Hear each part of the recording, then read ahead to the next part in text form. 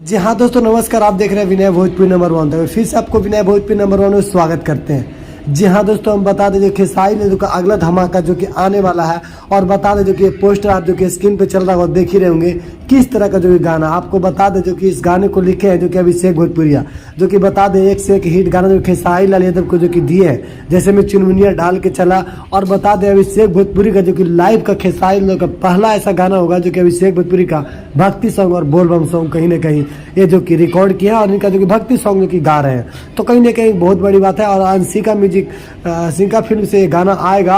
और बता दे जब भी अगर अभिषेक भोजपुरी का गाना लिखते हैं तो कहीं ना कहीं भोजपुरी में अलग छाप छोड़ जाते हैं। इस बार भी वही होगा। तो कहीं ना कहीं आप भी अगर इस गाने से अगर इंतजार रखते हैं तो आपको बता दें ये गाना जो कि कल यानी कि 2 तारीख को इसका टीजर रिलीज किया जाएगा, और 3 तारीख को 5:15 में सुबह जो कि अंशिका रिकॉर्ड फिल्म से जो कि रिलीज कर दिया जाएगा गाना।